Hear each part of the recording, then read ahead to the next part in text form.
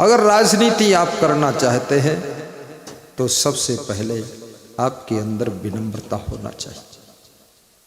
Number 2, आपकी वाणी में मधुरता होना चाहिए। नंबर 3, आपकी वाणी में ओज होना चाहिए, ललकार होनी चाहिए। जब बोलने के लिए मंच पर खड़े हो जाओ, नेता की वाणी पहले नम्रता से प्रारंभ होनी चाहिए। अंगड़ बंगड़ बात मत बोलो। अंगड़ बंगड़ बात बोलोगे तो दूसरे पार्टी को ही तुम जिता दोगे, खुद हारने के लिए बोल रहे हो।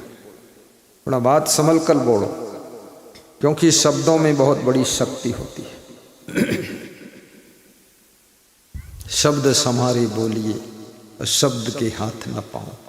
एक शब्द औषधि करे, एक शब्द करे घाव।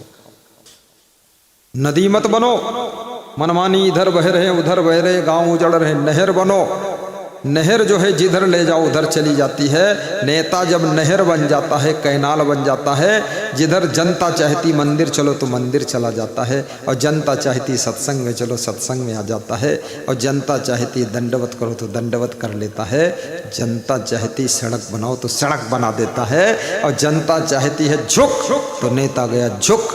तो कौन सकता रोक उसको, आगे बढ़ेगा। अक्कड़बाजी नेता में ना। नंबर 2, नेता की स्पीच भी अच्छी होनी चाहिए। देख देख के कागज में पढ़ रहा है, मोबाइल में देख देख के पढ़ रहा हो, कहता कबीरा खड़ा बाजार में और छत पर भात खाए। ये क्या बोल रहे, उल्टी बात बोल रहे। एक नेता मेरे सत्संग में आया तो कबीर साहब की आधी टुकड़ी ही याद थी। बोला कहीं कबीर सुनो हो संतो। तो हमने कहा बोलो आगे बोलो।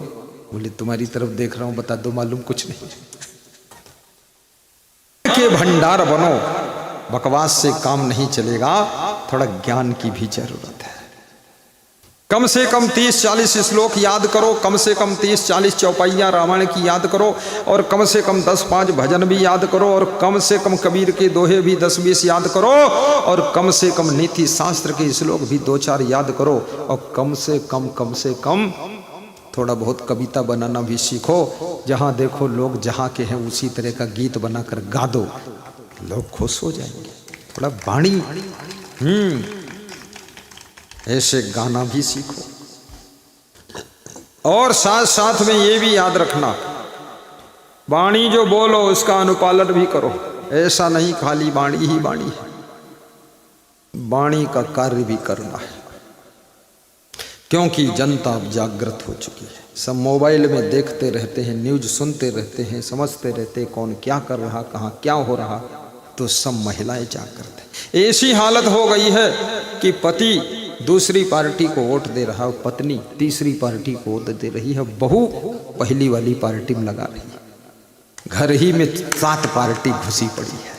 हाँ, पति धमकाता भी है, इस पर वोट लगाना। बोले चिंता मत करो, जिस पर बता रहे उसी पर लगा दूंगी, और जाकर दूसरे पर लगा देती है। क्योंकि उसको तो कुछ मिल गया तो उसको तो खुशी है। इसलिए राजनीति का मार्ग बहुत सहज मार्ग नहीं है, त्याग और तप का मार्ग है, मेहनत का मार्ग है, आशीर्वाद का मार्ग है। संतों का आशीर्वाद भी लीजिए, और राजनीति को धंधा मत समझिए, राजनीति को धर्म के वस्त्र पहनाइए, राष्ट्र प्रेम पैदा कीजिए। राष्ट्र देवता है और राजनीति एक मंदिर है, और राजनेता उसका पुजारी है। राष्ट्र देवता की पूजा करने के लिए राजनीति के मंदिर में प्रवेश करिए, वहाँ देश को लूटने के लिए मंदिर में मत प्रवेश करिए। अरबों की संपत्ति बनाकर विदेशों में खूब होटल खोलो और यहाँ से लूट के ले जाओ। अरे धूर्तों, यहीं होटल खोलो तो कम से कम हमारे यहाँ के 200-400 लोग नौकरी ही कर ले। लेकिन ये चोट्टा यहाँ इसलिए होटल नहीं खोल रहा कि सब जान जाएंगे तो आगे वोट नहीं देंगे। तो ये चोर दूसरे देश में होटल खोलता है और विदेशी लोग नौकरी पाते हैं। देश को लूट लिया और विदेश में जाकर होटल खोल दिया। ऐसे चोट्टों को वोट देने की ज़रूरत भी नहीं है। वोट तो उनको मिलना चाहिए, किनको मिलना चाहिए, जिनको तुम देते हो उन्हीं को मिलना चाहिए। मैं